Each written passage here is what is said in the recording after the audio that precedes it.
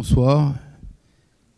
Quelques petits mots pour vous accueillir, vous remercier d'être présent ce soir et pour accueillir Efraïm Herrera qui a fait un travail exceptionnel, extraordinaire, et que je tenais à être là au début pour vous remercier pour cette énorme contribution à la mémoire du judaïsme, à la mémoire du judaïsme français, israélien.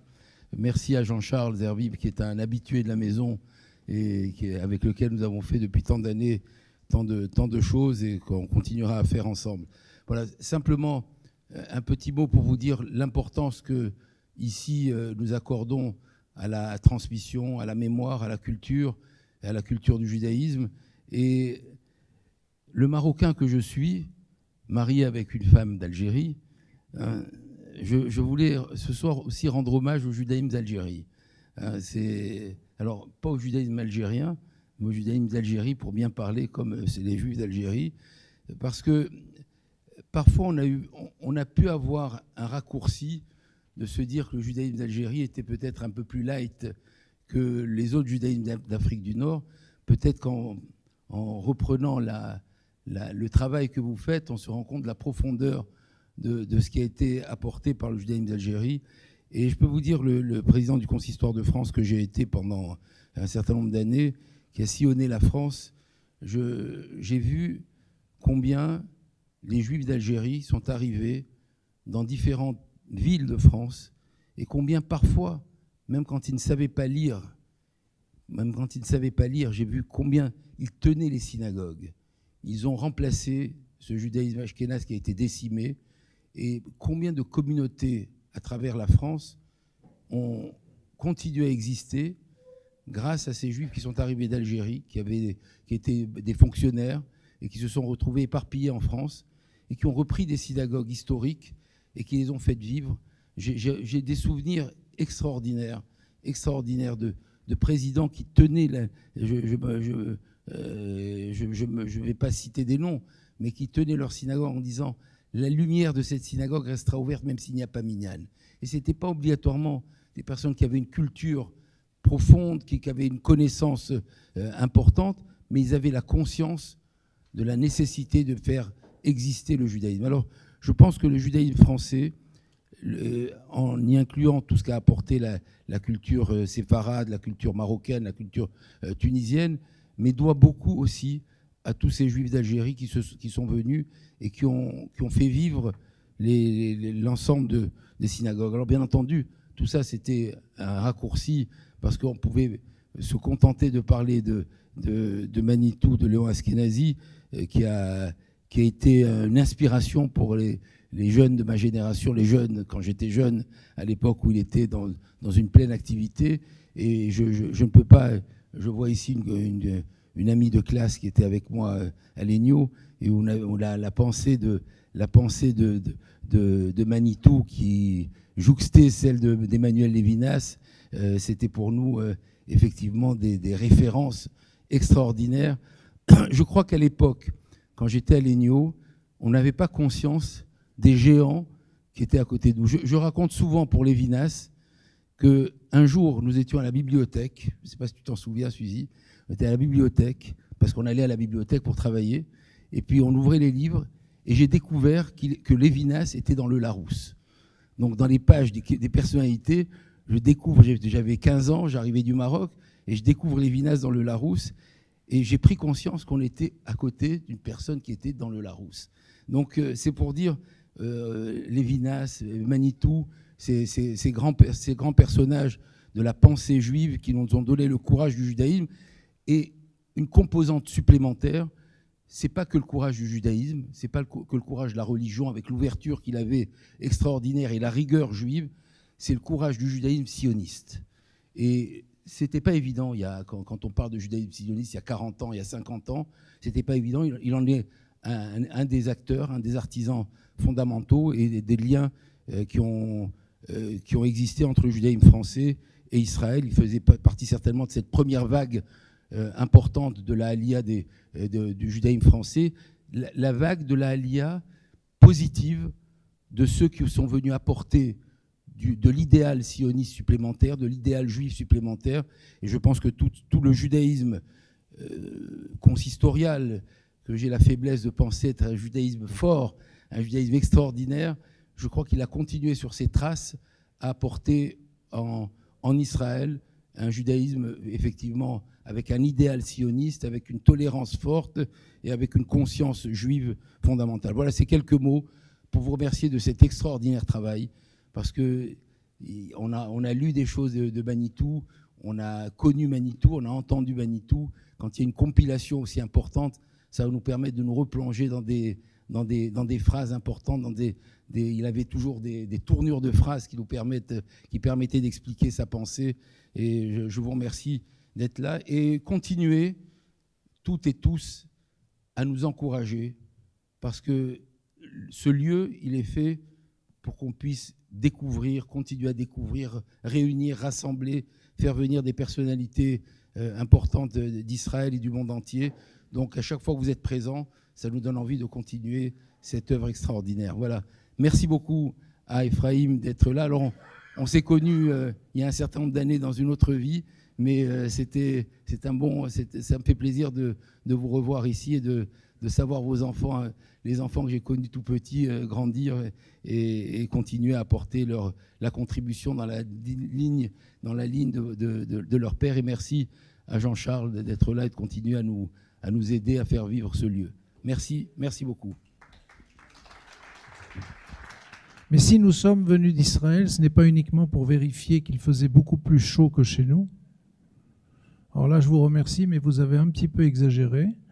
Et en tout cas, merci que la clim fonctionne. On l'a même trouvée un peu forte tout à l'heure, donc tout va bien. Pour nous, c'est très très important. Comme ça, vous pouvez vous asseoir tranquillement, parce que vraiment, sérieusement, il fait très très chaud.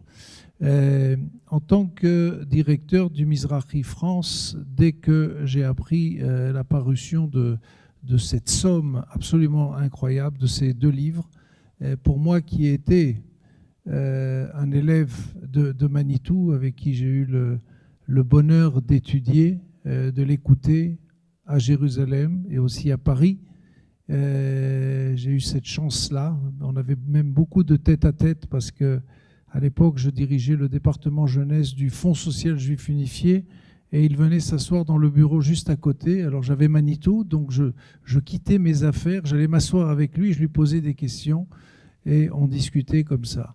Il y avait aussi cette fidélité de l'uniforme. On était tous les deux des anciens ZEI. Manitou a été commissaire général des ZEI, des éclaireurs israélites de France. Moi-même, j'ai été commissaire général. Alors je l'appelais Manitou. Tout à l'heure, sûrement que tu vas expliquer pourquoi on l'appelle Manitou. Je ne vais pas dévoiler cela. Mais, et lui, il m'appelait Grizzly. Voilà. Vous savez, chez les ZEI, il y a des drôles d'animaux qui... et des fois, on a même des mariages très compliqués. Vous avez sûrement entendu parler d'un quelqu'un de Strasbourg, des ZEI, qui s'appelait Chameau, et sa femme s'appelait Fourmi. Donc, pour vous expliquer les couples un petit peu bizarres, toujours est-il que c'était la caractéristique, non seulement l'animal ou ce que cela représentait, mais aussi les adjectifs qui étaient très très importants pour comprendre la personnalité. Et si Manitou s'appelait Manitou, c'est pas pour rien. Toujours est-il que dès que le livre a paru, à la fois je me suis rappelé, Manitou avait une très grande crainte de l'écrit. Il avait peur de la trahison. C'était un homme de la parole, c'était un homme de l'enseignement. Dans un autre lieu qui s'appelle aujourd'hui l'espace Rachi, qui était le centre Rachi, les centres Broca, on disait à l'époque, parce qu'il est situé rue Broca, il y avait un enseignement incroyable, il remplissait des salles. Il n'avait pas le plaisir à cette époque-là d'être zoomé, d'être en zoom et de pouvoir être ainsi diffusé. Mais toujours est-il qu'il avait très très peur et donc il gardait son enseignement oral. Et donc imaginez le travail que cela fut, que de prendre de l'enseignement oral et des textes répartis dans différents documents et livrets et journaux et d'en faire cette somme de 1200 pages. C'est un double livre absolument incroyable, je n'ai aucun mérite, j'y ai pas écrit une seule ligne, donc je voudrais vraiment, en notre nom à tous, au nom de tous les élèves du Rav Léon Yehuda Ashkenazi, dit Manitou. Je voudrais vraiment remercier le docteur Ephraim Herrera de ce travail incroyable. Et donc, quand nous avons vu que ce livre sort passer de l'ombre à la lumière, ça a mis un peu plus de temps que prévu, il fallait le faire paraître, et ça coûte cher un livre, eh bien, nous avons trouvé un certain nombre de partenaires pour organiser cette tournée. On avait choisi une excellente date, c'était quelques jours avant Pourim. Je ne sais pas si vous vous rappelez de ce qui s'est passé en Israël quelques jours avant Pourim. Il y avait une petite guerre comme ça, et donc toute la tournée qui avait été prévue a dû être reportée, et nous avions dit que nous reviendrons, et nous sommes revenus. C'est un partenariat entre un certain nombre d'organisations, mais d'abord l'éditeur de cette somme. Et je voudrais remercier mon ami Joël Benamou des éditions Elkana. Profitez ce soir, il y a un tarif spécial. Au lieu de 75 €, c'est 65 €. C'est vraiment un prix minimum pour une telle somme de connaissances. Voilà. Et il y avait un certain nombre de partenaires. Vous avez ici des panneaux. À part le Mizrahi France, vous avez aussi le KKL Israël qui nous aide dans beaucoup de programmes. Et nous avions aussi besoin d'un partenaire français. Et donc je remercie André Derry, qui est le président de la Fédération des associations Sfarad de France, avec qui, il y a quelques années, nous avions commémoré ensemble le centenaire de Manitou. Manitou en tant que représentant de cette culture séfarade. D'ailleurs, notez dans vos agendas qu'à partir du 14 jusqu'au 21 juin, il va y avoir toute une série sur le judaïsme sfarade et l'apport du judaïsme sfarade à la France avec une grande journée organisée à Rambam le dimanche 21 juin. Vous allez voir de la pub de partout, donc vous verrez. Donc il y a, comme je l'ai dit, le Mizrahi, le KKL, mais aussi l'association Kalita qui s'occupe de la Klita, c'est-à-dire de l'intégration des Juifs de France en Israël, et pour qui Manitou était une figure d'un intellectuel qui, dans la suite de la guerre des 6 jours, va décider de monter en Israël et qui a eu un rôle extrêmement important lorsqu'il s'est installé en Israël. Donc vous voyez, il y a comme ça un certain nombre de partenaires parce que nous croyons dans les coalitions, non pas pour faire la guerre, mais pour la transmission, et c'est pour ça que nous sommes là. Ephraim Herrera va vous présenter Manitou, ce livre, son travail, dans un premier temps, et ensuite il y aura un moment, bien sûr, où vous pourrez poser des questions, parce qu'en général, on sait que les Juifs ont toujours des questions. Merci, bonne soirée. Merci à Jean-Charles. Merci à tous ceux qui ont organisé. Moi, je suis ingénieur de métier et on a un principe, les choses ne se font pas toutes seules. Donc si ça s'est organisé et bien organisé malgré toutes les difficultés, je remercie tous ceux qui ont contribué. Alors, donc ce que je voudrais faire aujourd'hui, c'est vous présenter l'actualité de l'enseignement de Manitou. Je vais parler un petit peu du pourquoi du travail et je vais surtout insister sur des clés qu'il a données et je vais le faire au travers de certains sujets qui m'ont paru les plus pertinents aujourd'hui. D'abord, Manitou est né en 1922. Il est le fils du dernier grand rabbin d'Algérie. On avait l'occasion de voir son père à Mayanot. Il venait pour les fêtes, un grand monsieur. Et il a étudié donc chez son père et chez son grand-père maternel, le Rav Chaim Ben Touboul, qui était un des descendants des élèves du Hari. Et ensuite, Joël Mergui a parlé du Maroc et des Algériens. Alors Manitou, de son initiative, encore étudiant au lycée, encore lycéen, a demandé à son père l'autorisation d'aller au Maroc étudier chez les Mekoubalim de Marrakech. C'est impressionnant. Comme l'a dit Jean-Charles, avant 18 ans, il rentre dans les scouts juifs, dans les EI, et il reçoit le nom de Manitou. Alors, ça montre deux choses, à mon avis, je ne suis pas sûr. Mais d'abord, Manitou, c'est le totem, quoi. Donc, c'est lui qui fixe la direction, alors que c'est un adolescent. Et deuxièmement, il y en a qui disent c'est parce qu'il manie tout. Il savait toucher tous les domaines. Et effectivement, c'est impressionnant. Si quelqu'un a d'autres données, je suis preneur. Il a commencé à étudier à l'université d'Alger la philosophie, puis avec les décrets de la guerre, les Juifs ont été expulsés, donc il n'a pas pu continuer ses études à Alger. Il est rentré dans la Légion étrangère durant la Deuxième Guerre mondiale. Il a été gravement blessé sur le front à Strasbourg. Et après la guerre, il a répondu à la demande de Castor, de Robert Gamzon, de venir pour essayer de faire ressusciter le judaïsme français. Et comment le faire? En donnant un sens à la Torah. C'est pas quelque chose, une pratique, automatique. Il faut donner un sens, il faut expliquer. Et très vite, il a été élève de la première promotion, il a été élève de Jacob Gordin, on va en reparler. Et très vite, il est devenu directeur de cette école. Où sont passés beaucoup d'intellectuels, que ce soit Georges Ancel ou Henri Atlan ou beaucoup d'autres qui ont ensuite marqué tout le judaïsme français. Donc l'influence a été très importante. Et après, elle se perpétue aujourd'hui à Jérusalem, j'en parlerai, enfin en Israël, de manière générale. Manitou a reçu l'enseignement de beaucoup de grands sages de la Torah. D'abord de sa famille, j'ai parlé aussi des Mekoubalim du Maroc, mais il a aussi étudié chez le fils du Rav Ashlag, le Baal Perouch HaSulam, qui est une traduction qui explique le Zohar. Et il a étudié chez le Rav Tzihouda, avec qui il est en contact depuis les années 50. C'est pas il l'a pas fait en arrivant en Israël, bien avant. Il a étudié aussi chez le Baba Saleh, dans une de ses cassettes, il en parle. Et Manitou disait une phrase clé: un maître n'est pas quelqu'un qui a des élèves, ça c'est un professeur. Un maître, c'est quelqu'un qui a eu un maître. Les autres, ce sont des centimètres, c'est-à-dire ceux qui se sentent maîtres. Et c'est très profond parce que, en fait, la spécificité de l'enseignement de Manitou, si je devais la résumer, c'est d'avoir transmis une tradition multimillénaire, sans rien toucher. Vous savez, il y a une histoire sur Rabbi Eliezer ben Orkanos, qui a étudié chez Rabbi Yochanan ben Zakkai, et il disait de lui-même: je n'ai jamais dit autre chose que ce que j'ai appris de mon maître.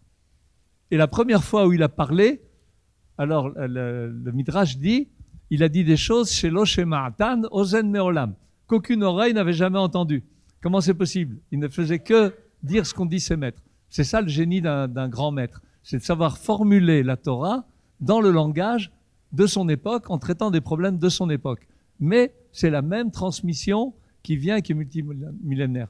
Et quand Manitou avait un chidouche, un renouvellement de sens, il allait voir son maître pour lui demander si c'était valable. Il ne faisait pas un vort à la synagogue. C'est deux mondes. Et je crois que c'est le point peut-être le plus important. Il fait des études universitaires à la Sorbonne et au Musée de l'Homme, et il réussit à formuler, c'est lui-même qui dit comme ça, un discours explicitant la tradition juive au niveau universitaire en style occidental. Ça, il l'a appris de M. Gordin. M. Gordin, c'était un éminent Talmid Chacham qui vient de Lettonie. Ensuite, il a été en Allemagne.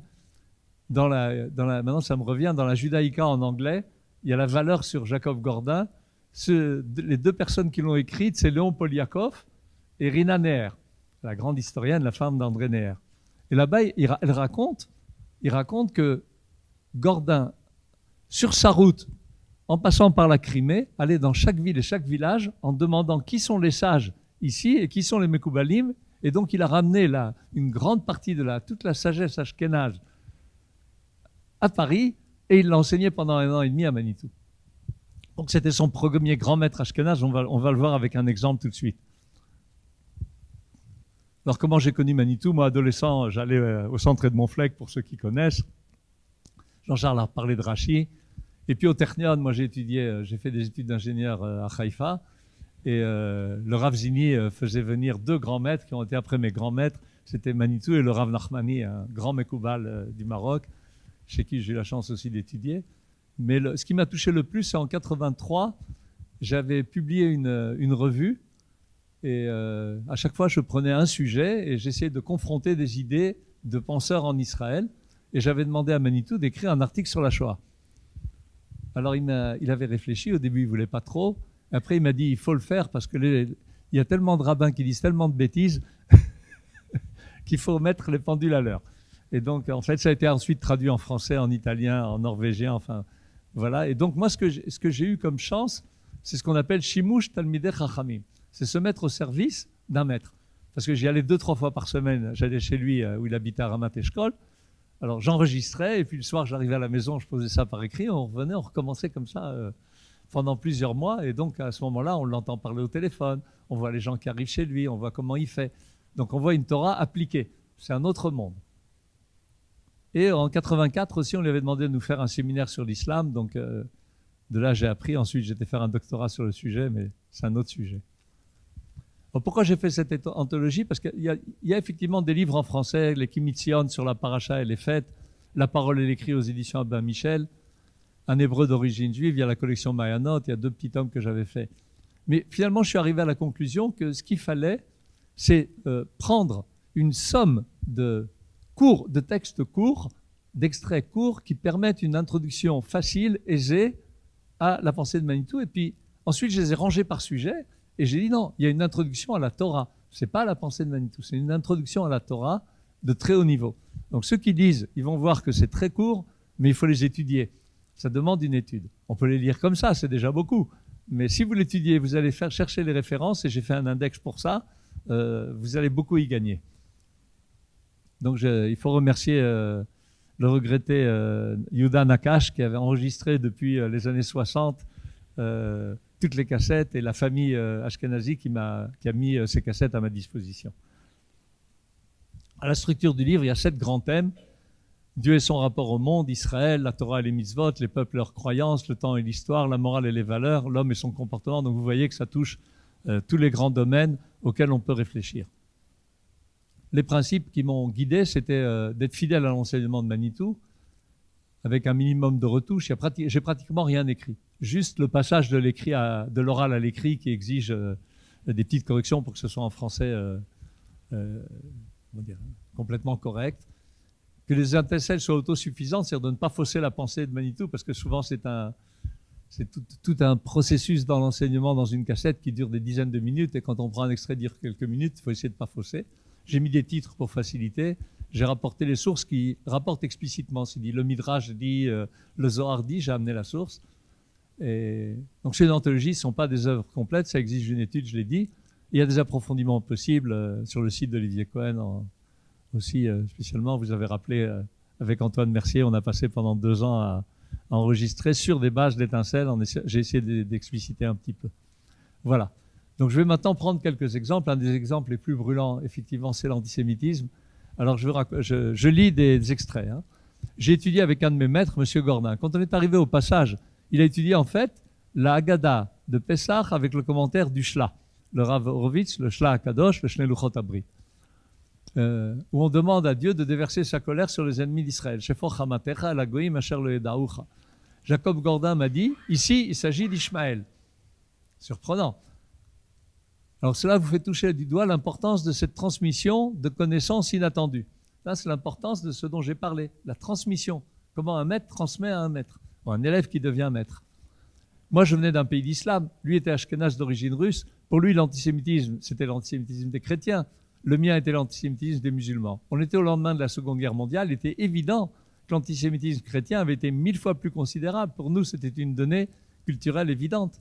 Mais c'est un mythe que l'antisémitisme chrétien était 1000 fois plus énorme que l'antisémitisme des musulmans. Surtout chez les juifs dans les pays d'islam, qui ont oublié comment dans la vie des juifs, comment était la vie des juifs en pays d'islam avant l'arrivée des Européens.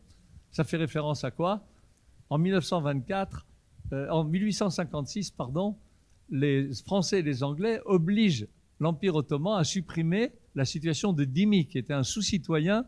Le juif était un sous-citoyen sans droit civil en terre d'islam. Vraiment avec des signes distinctifs, humiliants, avec des conditions terribles. Mais nous qui venons d'Afrique du Nord, on a vécu avec les Français. Et donc on était protégés par la France. Et si vous reprenez l'histoire des Juifs en terre d'islam, je vous conseille le livre du professeur Frenton là-dessus. C'est impressionnant à quel point c'est terrible. Manitou disait, on va y arriver. Et j'entends mon maître ashkénaze me dire, ça c'est Ishmaël. J'étais étonné, je lui ai dit, mais non, Ishmaël ce sont nos cousins. L'ennemi vraiment c'est le frère, c'est Ésaü. Il m'a dit, tu ne sais pas lire. La modestie de Manitou qui dit, tu ne sais pas lire. Alors je me suis dit, d'où ça vient ce tu ne sais pas lire? Alors si vous reprenez dans le Zohar, à la fin de la paracha de Vaera, vous verrez là-bas Rabbi Chia et Rabbi Yosef, et Rabbi Chia pleure, Rabbi Yosef lui dit, Rabbi Yosef lui dit, tu n'as rien à dire, on est en chemin, il faut parler de Torah. Alors il lui dit, malheur au jour où Ishmaël est né. Alors Rabbi Yossi lui dit mais non, après Ishmaël, il y a eu Yitzhak, donc ça va.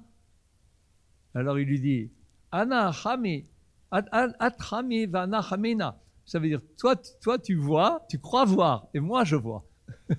En fait, Rabbi Chia a dit à Rabbi Yossi tu sais pas lire. Je vous conseille de lire ce soir en fin de Parashat Vaera. Et puis on a vu les sources, ça c'en est une. L'expérience de l'étude m'a montré à l'époque ce n'était pas encore très visible. L'antagonisme de Ishmaël vis-à-vis d'Yitzhak est plus terrible que l'antagonisme d'Ésaü vis-à-vis de Jacob. C'est ce paradoxe que j'ai découvert là. Il m'a expliqué que l'antagonisme de Ésaü vis-à-vis de Jacob accompagne l'exil, alors que l'antagonisme de Ishmaël vis-à-vis d'Isaac accompagne le retour et que c'est plus terrible. Vous verrez ceux qui liront dans la suite. En fait, les chrétiens nous ont volé le ciel. Ils ont dit le ciel c'est à nous. On est le Vérus Israël. Et puis, Ishmaël, ce qui nous revendique, on le vit aujourd'hui au quotidien, c'est la terre. Alors Manitou disait, eux, ils nous revendiquent le ciel, ceux-là, ils nous revendiquent la terre, il ne nous reste plus que l'horizon. Mais avec l'horizon, on s'arrange. Surtout avec l'arbre de l'air.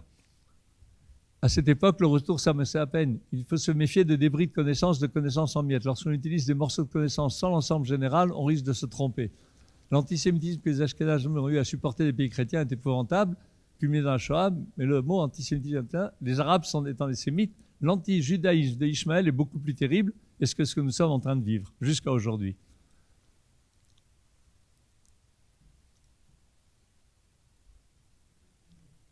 Alors Manitou enseigne qu'en fait, il y a une tchouva possible d'Ishmaël.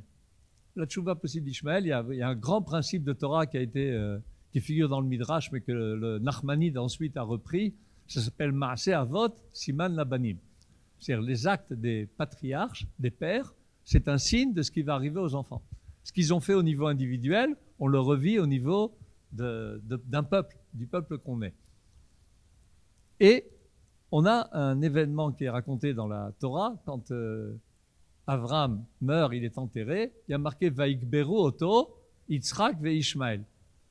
Donc c'est Isaac et Ishmaël qui l'enterrent. C'est qui l'aîné? Ishmaël, de 13 ans. Meurt le texte, qu'est-ce qu'il dit? Qui l'a enterré? Isaac et Ishmaël. Donc le fait que Ishmaël a accepté que Isaac soit avant lui, ça c'est le signe de la Teshuvah d'Ishmaël. Mais il faut bien comprendre un point fondamental que vous pourrez étudier dans les textes en détail de Manitou. Il y a toujours le libre arbitre. Il y a toujours une possibilité d'être un Esav tzaddik ou un Esav racha, juste ou méchant, et un Jacob juste ou un Jacob méchant. Et pareil, Ishmaël. Il y a des textes qui disent qu'à la fin, Ishmaël fait teshuvah, il y a des textes qui disent qu'il ne fait pas teshuvah. Donc il faut... ça dépend. Alors, comme dit Manitou, il y a deux possibilités de fin d'histoire. Soit ça se passe bien en béatitude, les peuples nous emmènent et nous soutiennent, soit ça se passe mal. Et il dit déjà à l'époque des prophètes, la tendance c'était que ça risque de se passer mal. On le vit. Mais nous, en tant que juifs, on est tellement toujours optimistes, alors on dit non, ça va, ça se passera bien. Mais ça peut arriver mal. Alors quel est le critère pour savoir si Ishmaël fait teshuvah ou non? Alors Manitou nous donne des clés. C'est important, il nous donne des clés tant au niveau de l'analyse historique que des clés au niveau de l'étude de la Torah. Ça, c'est le point fondamental. Alors il nous a donné une clé. Elle figure explicitement. On remarquera que cette scène se passe à Hebron. Ishmaël, revenu d'Égypte pour assister à l'enterrement d'Abraham, son père, à Hebron, reconnaît qu'Isaac est chez lui, précisément à Hebron. Selon le texte de la Bible, là se trouve le critère de réconciliation d'Ishmaël et d'Isaac. Pour l'instant, ce qu'on a là-bas à Hebron, c'est des attentats. C'est une ville du Hamas. Et ce qui s'est passé après le 7 octobre, je vais vous donner deux citations. Le doyen de l'université d'Al-Azhar, c'est un domaine que je connais bien. Al-Azhar, c'est la grande université qui fixe le droit musulman dans le monde sunnite, qui est 85% des musulmans, 1,5 milliard d'habitants de la planète. Et voilà ce qu'écrit son doyen, le 17 octobre, 10 jours après le début de la guerre. Je demande à Allah de renforcer ses soldats et son camp et d'accorder à nos frères à Gaza en Palestine, dans le reste des pays musulmans, la victoire sur leur ennemi et le nôtre, l'ennemi d'Allah et de l'humanité, les descendants maudits de singes et de cochons. Singes et cochons, c'est dans le Coran. Sourate 5, verset 68. Et la charte signée par les dizaines d'organisations musulmanes en juin 2025. La Palestine du fleuve à la mer et de Ras Nakura, au nord c'est la région de Nahariya, enfin plus au nord de Rosh Hanikra, pardon, à el-Rashrash, c'est Elat, sur l'ensemble du territoire d'Israël est une terre d'islam et quiconque en abandonne une partie est un traître. Les Juifs n'ont aucun droit sur la Palestine ni sur aucune partie de celle-ci. Et leur contrôle sur elle constitue une occupation par un ennemi infidèle et par conséquence, le djihad contre elle est un devoir religieux. Fard Ayn en arabe, c'est le devoir individuel de chacun. Aussi bizarre que ça paraisse, dans l'islam, la guerre qu'a fait le Hamas contre Israël, c'est une guerre de défense. Puisqu'il faut délivrer un territoire qui a été, de manière injuste pour eux, pris par Israël.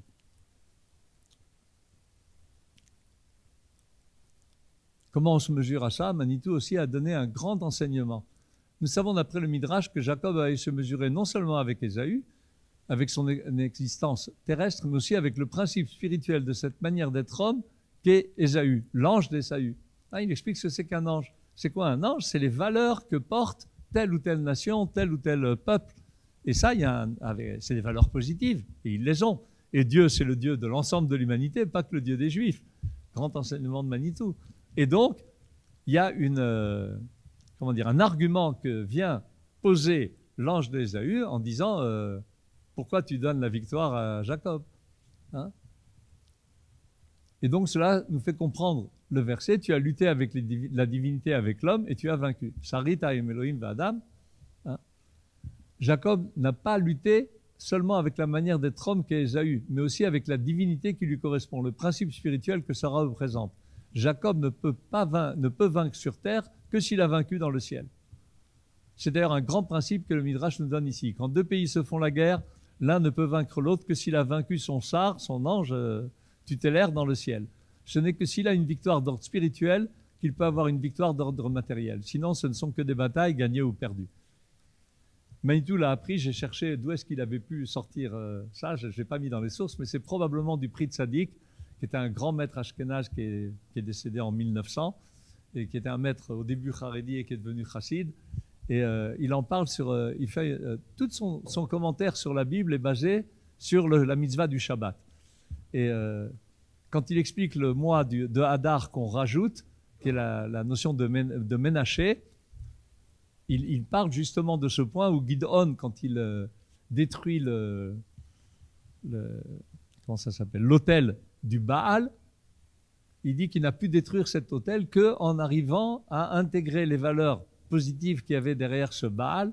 À ce moment-là, il peut se mesurer. Donc si on veut se mesurer avec ceux qui se battent aujourd'hui contre nous, il faut voir en quoi ils ont des points positifs, comment on peut les intégrer chez nous, sinon on n'aura que des batailles gagnées ou perdues. Ceux qui veulent voir une analyse plus détaillée, c'est dans le Rav Eliaou Ben Amozeg, avec la traduction du Rav Zini. En français, ça existe. Un autre point fondamental. Si je devais vous demander quel est le point qui distingue la Torah d'Israël des autres religions, qu'on appelle religions, et des thèses philosophiques. Un point sur lequel on est vraiment complètement séparés. Parce qu'ils disent on croit en Dieu, nous aussi on croit en Dieu, c'est pas le même Dieu, mais il y a une croyance, il y a l'amour du prochain, etc. Quel est le point fondamental? Manitou a mis le doigt dessus, et il est fondamental, il nous concerne à chacun personnellement et à nous en tant que peuple. Alors voilà, on va le lire. Pour la pensée philosophique, nous sommes en plein dans l'identité de Caïn. L'homme existe déjà. Par exemple, Descartes dit « je suis ». Je pense donc « je suis » à « je suis ». Son intention est différente, mais il dit « je suis ». Il y a là une affirmation du même type que Caïn. Il est acquis. Kaniti eish. Il est déjà, il est. Pour la tradition biblique, il y a un seul être qui peut dire « je suis », et c'est Dieu. Nous disons « j'existe », c'est-à-dire « je reçois la vie ». Ça veut dire que j'existe dans le temps, dans la durée, je suis en train d'être, je deviens. C'est un grand principe de la Kabbalah. On reçoit toujours en cadeau ce qu'on doit ensuite mériter. Et on a le temps pour mériter le cadeau qu'on a reçu. On est tous venus au monde. Alors on a quelque chose à faire. Tous, chacun d'entre vous ici, chacun spécifiquement, il a quelque chose à faire. Sinon, il ne serait pas là. Et s'il a envie, ça veut dire qu'il a encore à faire. Qu'il ait 20 ans, ou 40 ans, ou 60, ou 80, ou plus, jusqu'à 120 ans. Et Cette idée est fondamentale parce qu'elle pose et les bases de la morale et la justification du temps. Dans la philosophie, le temps, on le tue, on s'ennuie, c'est pessimiste. Manitou disait que tuer le temps, c'est le plus grand crime. Pour les philosophes, je continue la lecture, l'être humain est déjà, par conséquent, s'il est déjà, à quoi sert le temps? Le philosophe prend conscience de lui-même qu'en étant, lui, l'être. Et donc, il a un problème avec le temps, à quoi ça sert? Et il a un problème avec la morale, et c'est le même. Parce qu'on réduit toujours, Manitou l'explique dans le livre, j'ai ramené d'autres extraits. Alors la morale, ça va être l'utilité, le plaisir, le bonheur, j'en sais, toutes sortes de thèses. Allez voir les classiques des philosophes. Mais personne ne va dire que finalement, c'est mériter mon être. Et comment je vais le mériter? Avec un comportement qui est digne de qui est un hébreu, et avec la morale. La prise de conscience de l'homme de la Bible, c'est que je n'existe pas encore. J'ai été créé, il faut que je mérite d'être. C'est pour ça que je suis dans le temps. Le temps, c'est le temps de résoudre le problème moral. Au début au niveau individuel, mais surtout au niveau de la nation. Autre point fondamental. Je vais vous poser la question. Vous essayez de lever la main, vous me dites. Est-ce que c'est la Torah qui est pour Israël ou Israël pour la Torah? Qui est-ce qui pense que c'est la Torah qui est pour Israël? Qu'est-ce qui pense que c'est Israël qui est pour la Torah? Qu'est-ce qui pense que c'est les deux? Qu'est-ce qui pense que c'est aucun des deux? Ça, je sais pas, il y a zéro. Vous essayez de chercher les textes. Les textes que j'ai trouvés sont univoques, il n'y a pas de doute. La Torah pour Israël. C'est Israël qui est conçu d'abord. La première chose qui monte comme projet, c'est Israël. Sa carte d'identité, c'est la Torah. C'est notre carte d'identité, mais ce n'est pas nous. Nous, c'est nous. Et nous, on doit vivre selon notre carte d'identité. On est un peuple qui a une Torah, pas une Torah qui a un peuple. Vous avez deux sources dans le Pirkei de Rabbi Eliezer et une autre dans le Kohelet Rabbah, qui disent ça exactement au nom de Rabbi Shimon et au nom de Eliyahu Hanavi. Manitou le formule différemment. L'erreur a été qu'on a défini l'identité juive comme d'abord une identité religieuse, alors qu'elle est d'abord une identité nationale.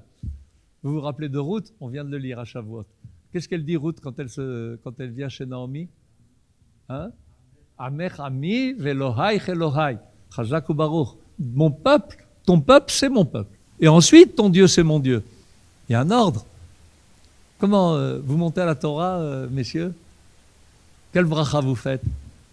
Asher bachar banu mikol amim, d'abord, qui nous a choisis parmi tous les peuples, et ensuite, venatan lanu et Torah. D'accord? Il y a un ordre. Israël s'appelle, la Torah s'appelle Reshit, Reshit, ça me manque. Israël, c'est Reshit Tevuato. Donc c'est la récolte. D'accord? Donc c'est le fruit. Hein, voilà. C'est le fruit. C'est Israël. Et la Torah, Reshit Darko. La société d'Israël, alors regardez bien ça, ce que dit Manitou. La société d'Israël n'a d'identité et de vérité que dans cette proposition.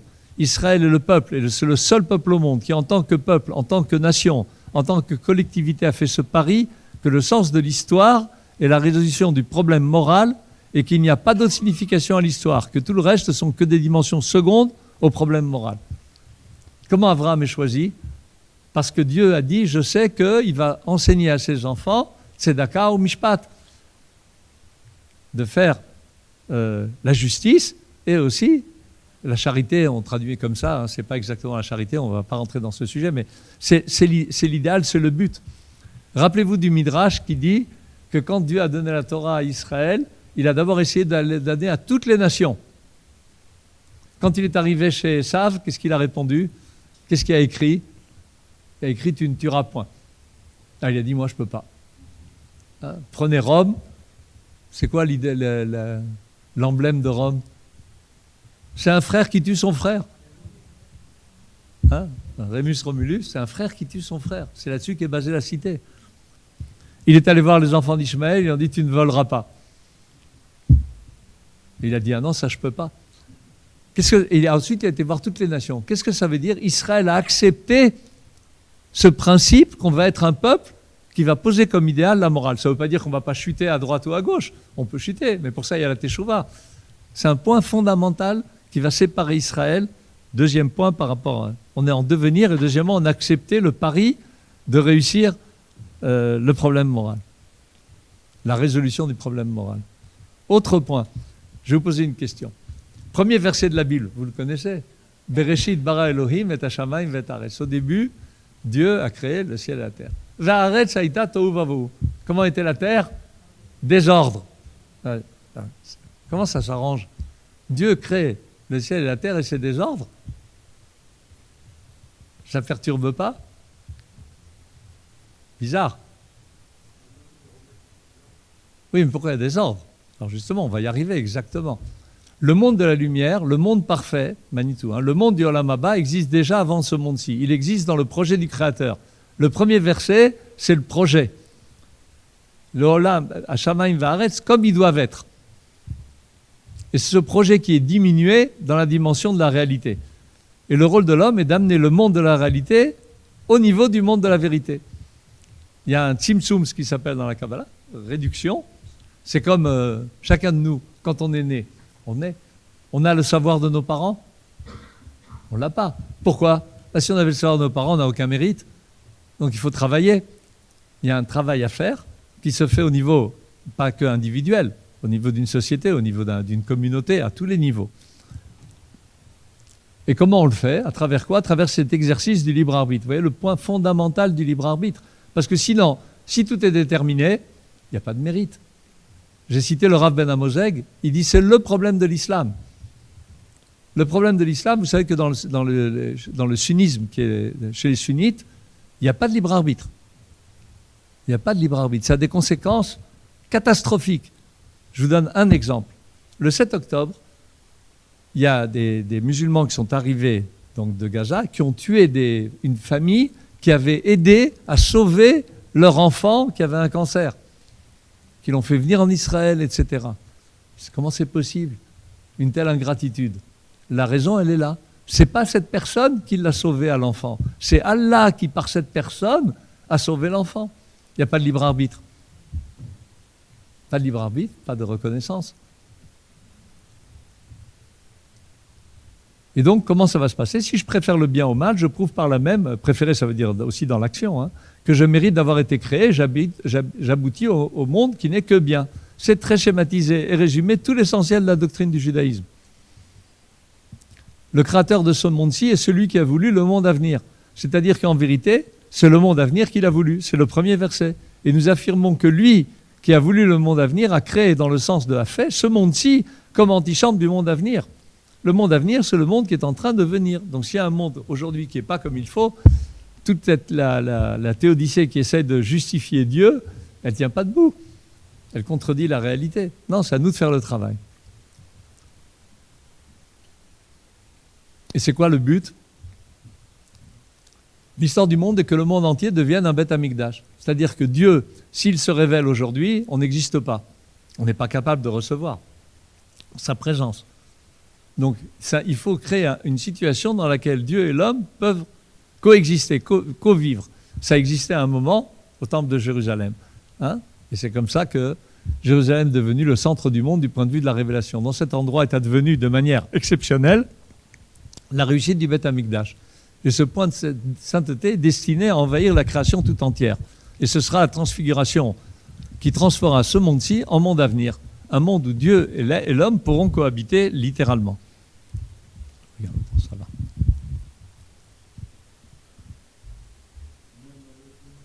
Pardon? J'entends pas. Même, bien sûr, tout le monde peut. Tout le monde peut. Normalement, vous avez ça dans un livre, un court article du Ramchal, de Rabbi Moshe Chaim Luzzatto, qui s'appelle Ma'amar HaChochma.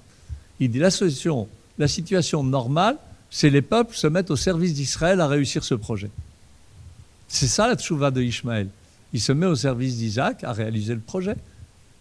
Je vais raconter une histoire. Une fois, je suis revenu en taxi de Paris à Charles de Gaulle, et puis il y a un musulman qui m'a pris dans le taxi. Alors il me dit, vous allez où? Je dis, je vais à Tel Aviv. Il s'arrête comme ça, il réfléchit, il me dit, vous croyez en Dieu, vous? Je dis, oui, bien sûr. Il me dit, heureusement, parce que sinon je ne vous parle pas. Donc il y a une possibilité de dialogue avec eux, il y a une possibilité de dialogue. Mais il faut qu'ils reconnaissent, qu'ils arrêtent de prendre notre histoire et se l'approprient. Et qu'ils disent qu'on falsifie, nous, les textes qui sont venus 2500 ans avant que Mohammed ne vienne. Il y a du travail. Mais c'est possible, bien sûr. Pendant 2000 ans, on s'est préparé à étudier la Torah. Maintenant, ça devient sérieux. Les goïms ont commencé à dire « Igdi lasem lasot imele », ça veut dire Dieu a fait des grandes choses avec eux, c'est-à-dire avec nous, a demandé « Dites-nous ce qu'il y a dans votre Torah ». Donc, cela va devenir sérieux. L'inquiétude va rentrer dans l'étude de la Torah. Parce que ça va devenir sérieux. Vous voyez, on va devoir répondre aux questions qu'ils ont. Il ne va plus s'agir de s'enfermer dans une yeshiva pour répéter 40 ans les mêmes choses. Préparer à se préparer, de se préparer. Hein? Manitou disait, Dieu n'a pas fait une yeshiva et mis un monde autour.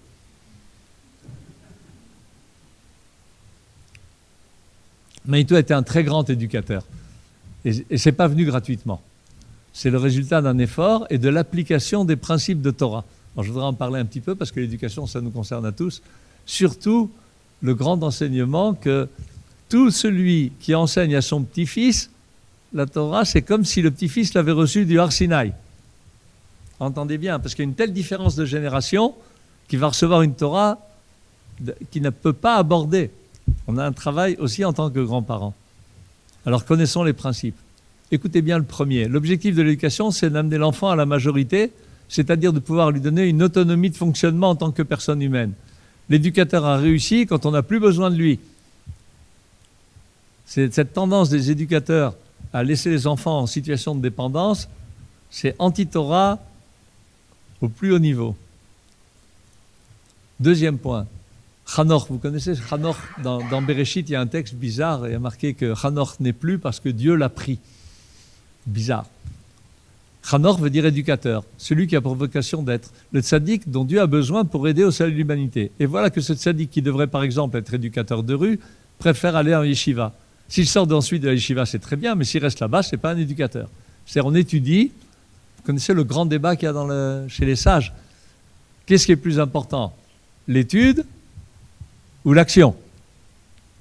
Rabbi David Ben Ezra, grand Talmid Chacham marocain qui vit à Jérusalem, a dit, ils ont débattu pendant longtemps, ils sont arrivés à une troisième solution. C'est Talmud shemevi lidei maaseh. C'est l'étude qui amène à l'action. Parce que sinon, faire de l'action quand on ne sait pas, ça peut faire n'importe quoi. Mais étudier et pas le traduire dans le monde de l'action, on n'a rien fait. Pardon? Oui.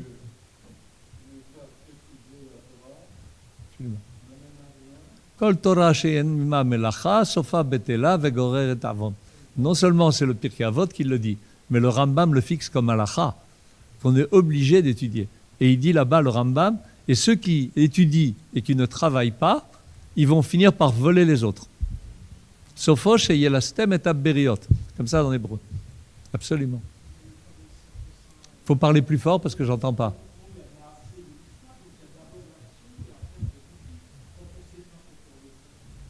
Alors, on va y arriver tout de suite. On va y arriver tout de suite. C'est un point fondamental que vous avez soulevé. J'ai étudié un cours à Shavuot, j'ai dit dommage que sa personne qui a donné le cours, le rabbin qui a donné le cours, n'avait pas étudié Manitou. On va en parler tout de suite. Alors il dit, vous savez qu'il y a des écoles qui tournent à vide. Elles prennent des élèves pour qu'ils deviennent des professeurs, qui prennent des élèves pour que l'école continue d'exister. Alors qu'en fait, il faut former des élèves pour que les élèves aillent dans la cité témoigner de l'enseignement qu'ils ont reçu dans l'école, témoigner en agissant. D'accord? Premier stade, alors voilà, on y arrive.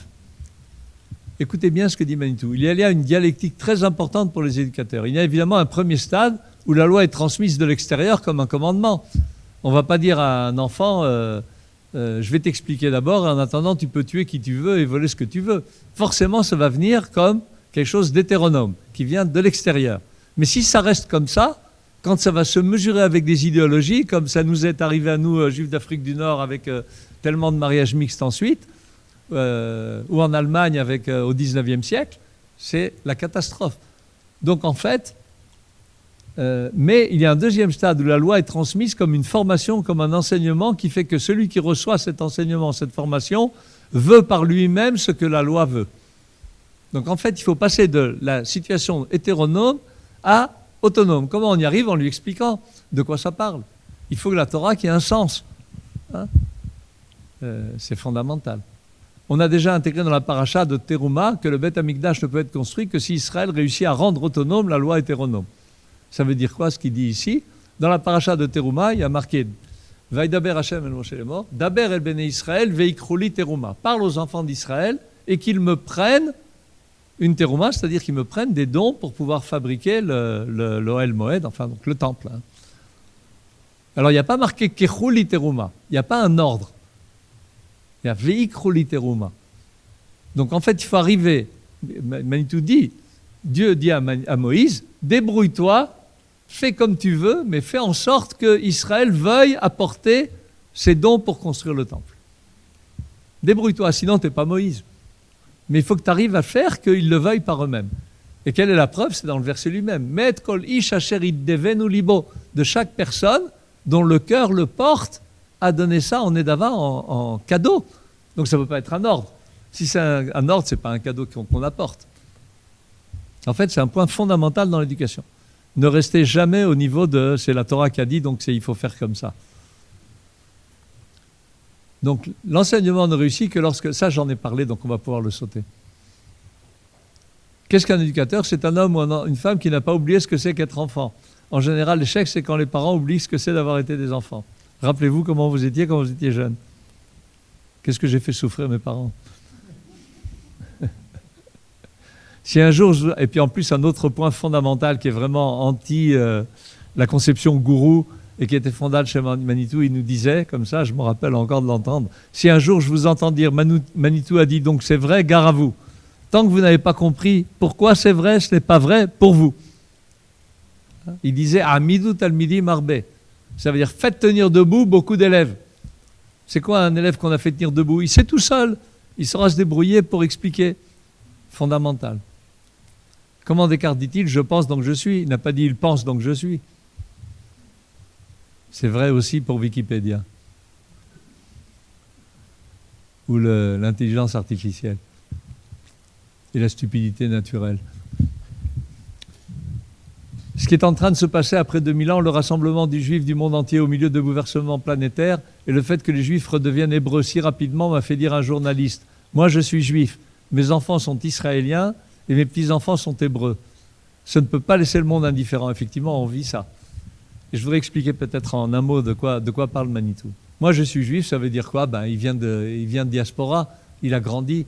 Sa langue de génie, c'est le français. C'est pour ça que j'ai commencé par le faire en français. C'est son génie. Non, il est juif.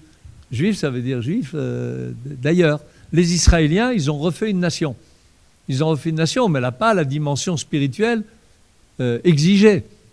C'est déjà bien ce qu'on fait. On est venu de plus de 100 pays, on n'est pas en train de s'entretuer, imaginez. Manitou disait, quand un juif polonais et un juif marocain se disputent, c'est le marocain et le polonais qu'ils ont en eux qui se disputent. Parce que sinon, ils ne se disputent pas. Et c'est quoi l'hébreu? Ever, dans la Bible, quelle est sa spécificité? On ne sait pas beaucoup de choses sur lui, hein, mais il a eu un fils. Comment il s'appelait? Quelqu'un? Peleg.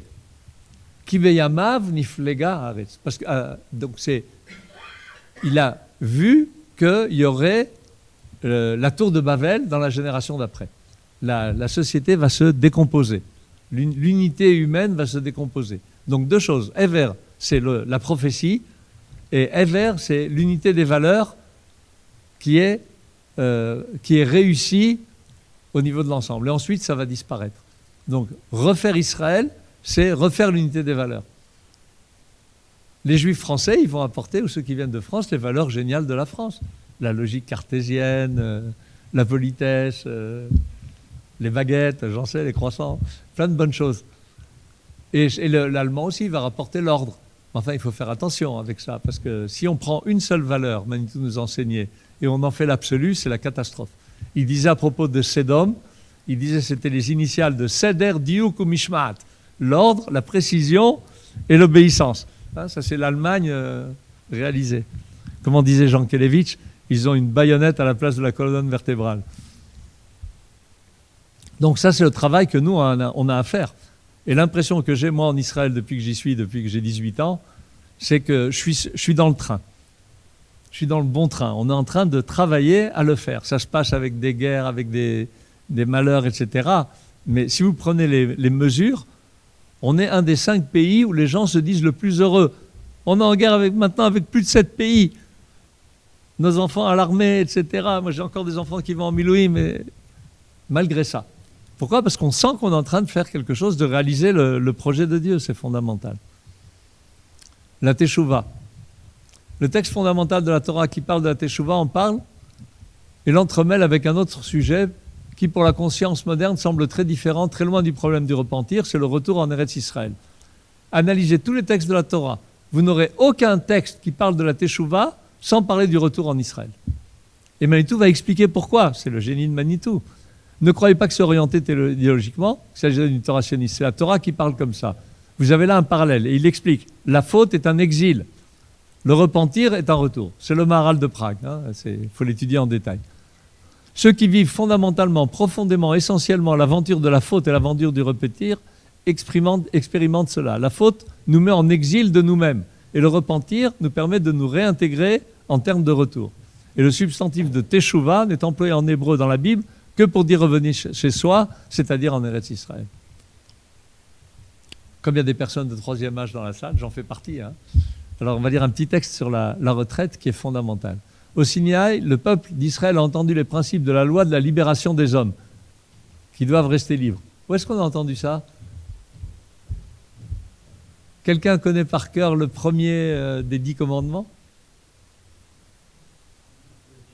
Je suis Anochi Adonai Elohecha, Asher Hotzeticha me'eretz Mitzrayim. Il finit pas comme ça le verset. C'est quoi la suite? Mibet Avadim. Ça veut dire quoi? Comment Dieu se définit? Comme celui qui libère de l'esclavage. Manitou disait, ce que la Torah nous enseigne, c'est de se libérer de toutes les aliénations. Regardez le Shabbat, on n'a pas ça. On se libère, c'est fantastique. Mais voilà que l'histoire va commencer, et dans la société va fonctionner, et dès que la société fonctionne, il y a des forts et des faibles. Et ça explique la suite. Après Yitro, il y a Mishpatim. Et qu'est-ce qui a marqué là-bas? C'est quoi la première mitzvah dans Mishpatim? Ki tikne eved ivri, quand tu achèteras un esclave juif. Manitou disait, mais d'où il sort celui-là? Comment c'est possible? On vient de dire, je t'ai sorti de la maison d'esclavage, maintenant il va y avoir des esclaves. C'est le monde à l'envers. Et il dit, mais la société fonctionne, il y a des maîtres et des esclaves. Reprenez Hegel. C'est comme ça que les sociétés fonctionnent. Alors il faut, vient la Torah, il dit, Shesh shanim ya'avod ou vashevit yetzela chofshi chinam. 6 ans il va travailler, à la 7e tu es obligé de le libérer. Une fois qu'il va s'arranger économiquement, il sera libéré. D'accord? Alors je saute un petit peu et on va lire la fin. La Torah fait allusion à une cérémonie à la fin de la 6e année et le Eved en question ne veut pas être libéré. Ça arrive que la 7e année, l'esclave, Vim amor yomar à Eved, Ahavti et ishti et adoni et ishti, lo yetze chofshi. Alors ça, c'est la cérémonie qui suit. Il n'est pas capable de fonctionner de manière autonome et préfère avoir un patron. Vous savez que la majorité des citoyens sont incapables de fonctionner comme hommes libres. Il leur faut un patron. Vous savez qu'en arrivant à la retraite, beaucoup de gens en meurent parce qu'ils sont devenus libres. Ça les rend fous et ils s'endorment. Méfiez-vous de l'âge de la retraite. Il faut acheter un flambeau. La retraite au flambeau. Avant la retraite, j'ai passé un cours. Il y avait un monsieur génial qui nous a dit il y a 2 conditions pour réussir parfaitement sa retraite. Il disait, donnez minimum 2 heures par semaine pour les autres. Première condition. Faites quelque chose. Faites quelque chose. N'importe quel sujet auquel votre cœur va vous parler. Deuxième chose, il faut que cette chose, que ce sujet que vous allez traiter avec ce minimum de 2 heures, les gens auxquels vous le donnez vous soient reconnaissants et vous disent merci. Et ça marche. Faites l'expérience. Ceux qui n'ont pas ça encore, faites-le, ça va vous maintenir en vie. Manitou s'est servi de l'humour. J'ai un cours complet sur l'humour parce que c'est un outil fantastique, surtout pour réussir à traverser l'oreille des gens qui n'arrivent pas à écouter. Alors il s'est servi beaucoup de l'humour. Je vais amener 3 petits exemples. L'humour juif, c'est ce qui nous a permis de traverser l'histoire. En quoi consiste l'humour juif? C'est de ne pas se prendre au sérieux. Parce que se prendre au sérieux, ça empêche de prendre les valeurs au sérieux, puisqu'on se prend au sérieux. Donc vous avez un rabbin triste, sachez que ça ne va pas. Manitou disait, quand 2 Talmidei Chachamim se rencontrent, d'abord ils commencent par éclater de rire. Sinon, il y a des doutes. Alors Manitou, il connaît ça, Jean-Charles, très bien. Il dit, souvent il venait ici en France ou ailleurs, hein, au Canada, en Belgique, on me pose une question naïve. Et il n'y a pas de question naïve. Que vaut-il mieux, être religieux à Aix-les-Bains ou être athée à la Chomère à Tsaïr? Et il répond, on ne peut pas être normal. Et c'est profond parce qu'il fait référence à quelque chose de très précis. Il y a un auteur israélien qui s'appelle Aleph Bet Yehoshua et qui a écrit un livre qui s'appelle Bisrout Anormaliut. C'est-à-dire, on devrait devenir un peuple comme les autres. Normal. Manitou dit non, non, non, c'est pas comme ça être normal. C'est pas être un peuple comme les autres, c'est être Israël comme doit être Israël. Complètement dans toutes ses dimensions, y compris sa dimension politique. Et je vais finir avec ça, sur l'humour, parce qu'il me plaît beaucoup ce petit extrait. Les maîtres de la chassidoute et ceux du Moussar emploient une image. L'histoire est un apprentissage. Nous sommes créés en apprentissage d'être. Avant d'être sages, le français nous aide, nous sommes apprentis sages. Nous sommes en train de passer une licence de lettres, L'. L'objectif est d'avoir des diplômes, sinon on est licencié. Voilà,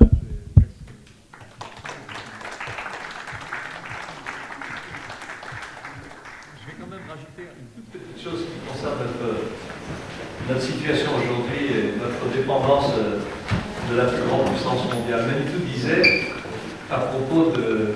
Il y a un verset dans Shemot qui dit « Vayakov melech chadash al Mitzrayim, asher lo yada et Yosef » est venu un nouveau roi en Égypte qui ne connaissait pas Joseph. Alors il y a là-bas une discussion entre Rav et Shmuel.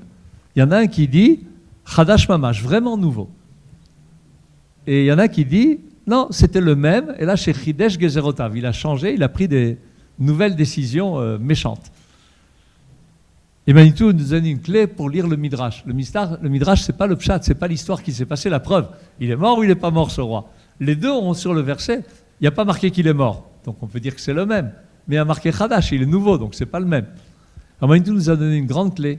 Il a dit, faites attention. C'est arrivé dans toutes les galouillottes. On avait un roi fantastique, et puis des fois, ce roi, il est mort, est venu à sa place un roi terrible antisémite, ou bien des fois c'est le même qui nous aimait et qui d'un coup nous aime plus et il citait De Gaulle. Donc voilà, je sais pas, on peut faire l'application aujourd'hui. Il faut l'applaudir et il faut le remercier. Vous savez pourquoi? Parce que quand on a écrit 1200 pages et qu'il m'a dit tout à l'heure combien de temps je parle, évidemment, par définition, je l'ai énormément limité. Et donc, il vit cela comme c'est sa vie. Enfin, il a quand même une épouse et des enfants, il en a parlé, mais là, il s'est fait violence et c'est à vous de le faire continuer un petit peu. Qui a une question?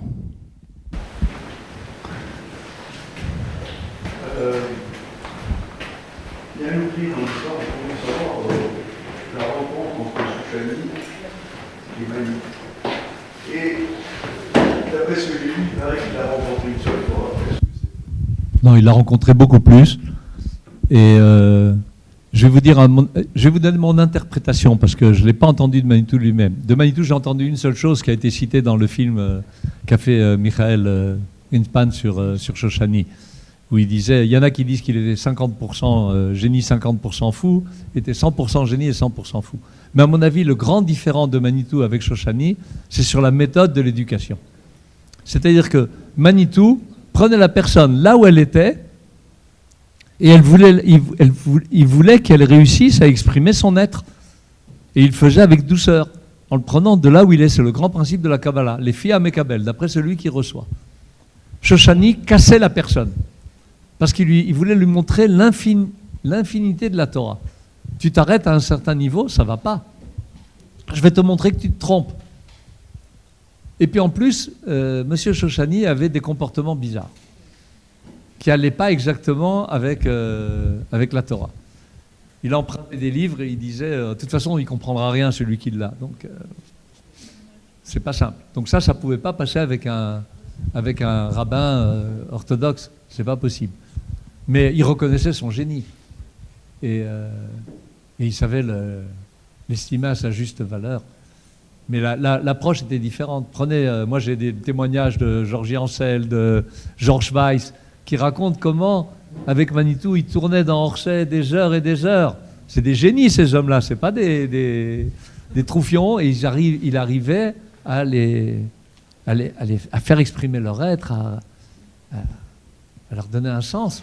C'est fondamental, et de manière douce. Je crois que c'est là la différence.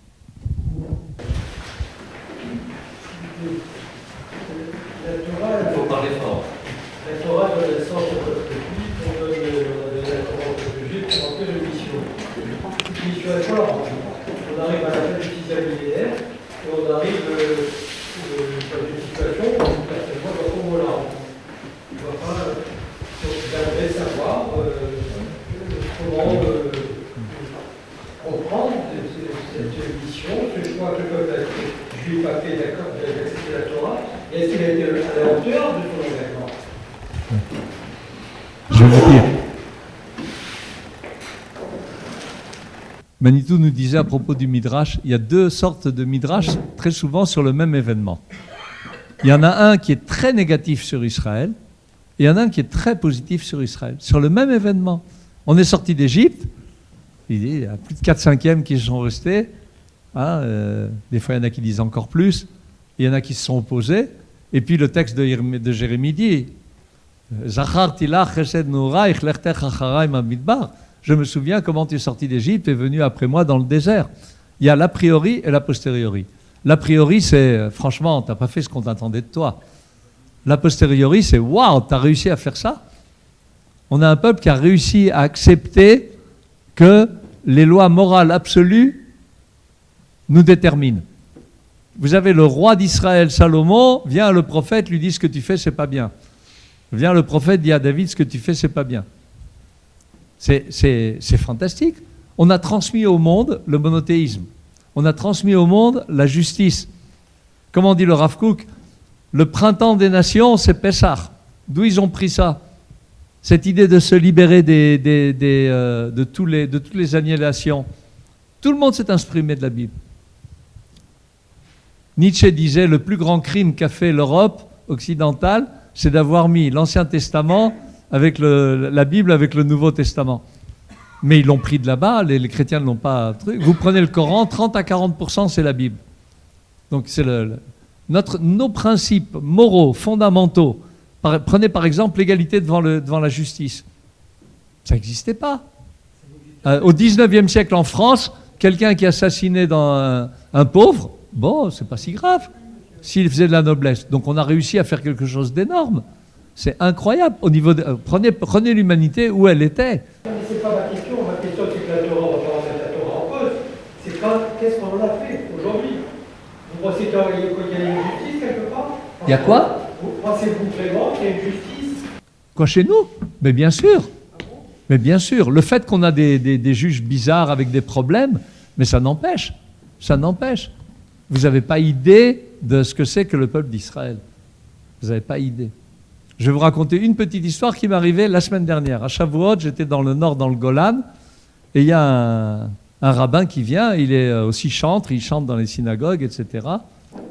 Et il nous raconte comment il est dans le Givati, l'unité d'infanterie, et devant lui, Hadar Goldin et 2 autres sont morts, tués dans la guerre. Il était dans la guerre. Lui, il a 6 vertèbres qui ont cassé, il est gravement blessé de la guerre.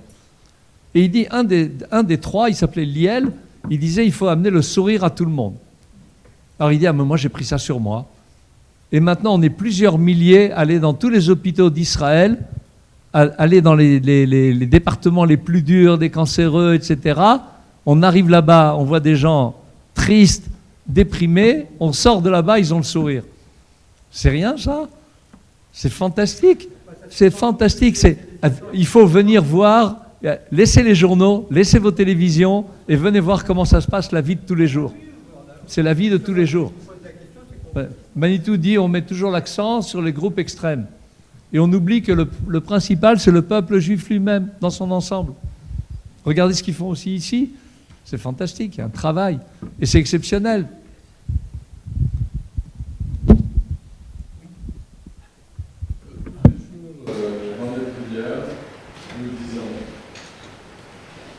Dieu nous a choisis.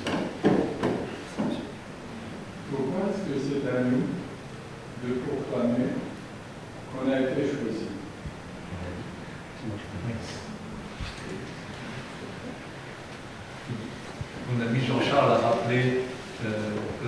toujours, qui rapporte toujours le Trajan de Lausanne.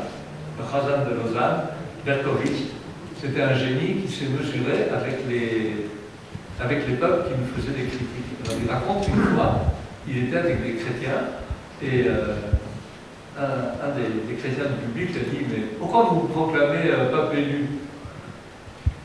Alors il a dit « Si vous voulez, vous pouvez faire partie, mais être élu, ça veut dire aussi une inquisition, des Maïdanek, des Auschwitz. » Le peuple d'Israël, c'est celui qui a accepté qu'il soit régi par la loi morale.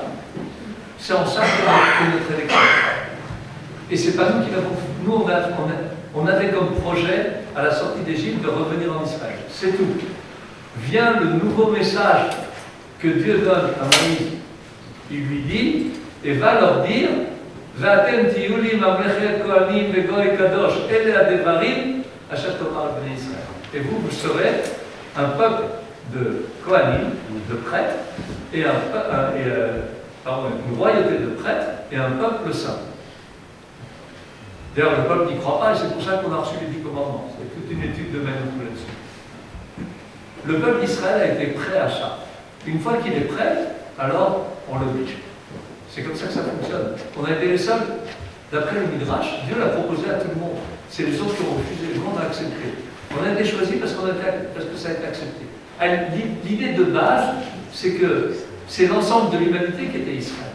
Adam Arishon, si le premier homme n'avait pas fauté, il aurait été, lui, Israël. Il avait la possibilité de le faire. Le Rav Nachmani, que j'ai rappelé, qui était un grand Mekoubal, disait quand Chava a proposé le fruit à Adam, il dit « Moi aussi, j'ai levé la main pour dire oui ». Donc c'est un problème. Une fois qu'on a accepté, alors on a pris ce rôle.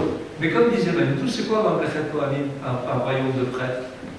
C'est, si nous on est les prêtres, qui c'est notre Israël? C'est les nations. C'est-à-dire, on est prêtres en ça qu'on se met au service des nations pour qu'eux aussi deviennent moraux. On a aussi à devenir moraux complètement et beaucoup plus que ce qu'on est aujourd'hui. Et ensuite, on a accès à la sainteté. Donc on a un effort à faire. Si quelqu'un d'autre veut le faire, mais il s'associe à nous. Ah, ça ne marche pas par l'ADN. N'importe qui peut devenir juif. Tout ce que vous dites, on le paie très cher. Ah oui, ça coûte très cher, absolument. On l'a accepté. Qu'est-ce que dit David? Alecha oradnu kol hayom. À cause de toi, pour toi, nous sommes assassinés tous les jours. Est-ce qu'on peut pas Ça coûte très cher. nous sommes le peuple élu et maudit? Pas maudit. Jamais on peut Ces dire oui. dernières années, les millénaires nous ont montré ça, monsieur. Non, regardez, on est tous avec le sourire ici. Non, c'est pas parce qu'on a sourire aujourd'hui qu'on pourrait le perdre dans une heure, le sourire. On peut le perdre dans une heure. Mon idée, monsieur, est un peu différente. Parce que je suis un petit-fils de la Shoah. Ma grand-mère, je ne l'ai pas connue. Et j'ai regardé le peuple juif, comme vous l'avez décrit, qui était d'abord juif, puis israélien et hébreu. Alors que pour moi, l'hébreu, c'est avant d'être juif.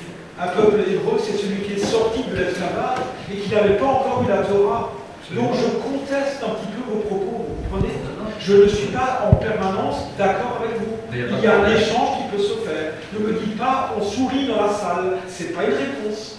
C'est pas une réponse, monsieur. Regardez comme des millions de juifs, comme l'a dit monsieur, ont été dans les camps de la mort. Mais pas seulement en 39-45, dans les autres affaires qui ont précédé. On peut monter très très loin en arrière. C'était des millions de juifs. On est aujourd'hui à 14 millions. Si on n'avait pas eu l'extermination depuis 2000 ans, on serait peut-être 500 millions. Absolument, vous avez raison.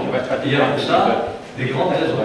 Et principalement, c'est les peuples qui nous veulent du mal. D'accord, mais en attendant, c'est compliqué. C'est très Et on compliqué. le vit au quotidien. Bravo, exactement. Vous avez parfaitement raison. C'est très compliqué d'être juif. J'ai jamais dit que c'était facile.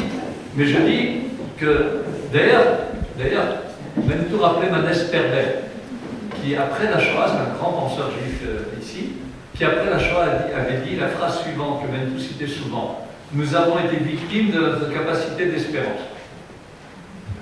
C'est terrible, c'est terrible. Mais quand on reprend l'école allemande du 19e siècle, qui vient et qui dit on ne doit pas quitter l'Allemagne, et notre rôle, c'est d'attendre, on va attendre le Messie, et on va former les Allemands à être moraux, on a vu où ça a amené. Il y a une responsabilité des maîtres, je dis bien des maîtres, les rabbins. Au 19e siècle et au 20e siècle, Jabotinsky vient voir les rabbins d'Europe de l'Est et d'Allemagne, etc. Et il leur dit, il va y avoir une catastrophe. Horace V. Greenberg, pareil. Et qu'est-ce qu'il reçoit comme réponse? Allez-vous-en. Monsieur, je suis alsacien.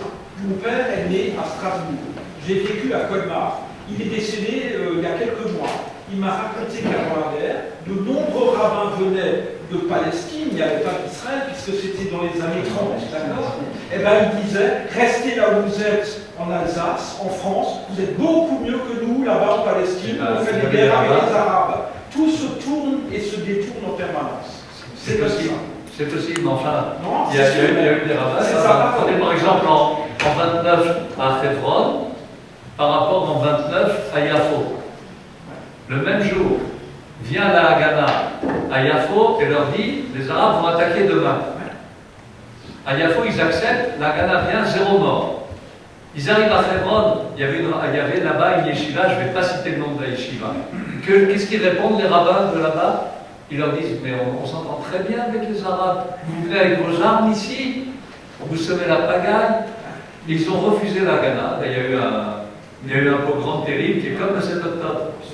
Donc quand je parle de la responsabilité de rabbin, ce n'est pas uniquement ceux de l'étranger. Vous savez, ceux qui ont été victimes du 7 octobre, monsieur, le grand problème, c'est de savoir lire l'histoire. Ils ne sont pas là en train de dire tout va bien. Ils sont meurtris dans leur chair. C'est que ici, on peut discuter, on est tranquille. Je garantis, ma femme, sa grand-mère aussi, a été déportée à Auschwitz, elle est morte là-bas. Ma fille porte son nom. On le vit aussi personnellement. J'ai des enfants qui sont à l'armée. C'est pas simple. On le vit aussi. Puisque vous êtes originaire de Strasbourg, il y a un livre célèbre, professeur André Neher, qui est Le dur bonheur d'être juif. Le dur bonheur d'être juif. Il y a quand même bonheur. Et donc je pense que Manitou et Neher se croisaient souvent et qu'ils devaient évoquer cela.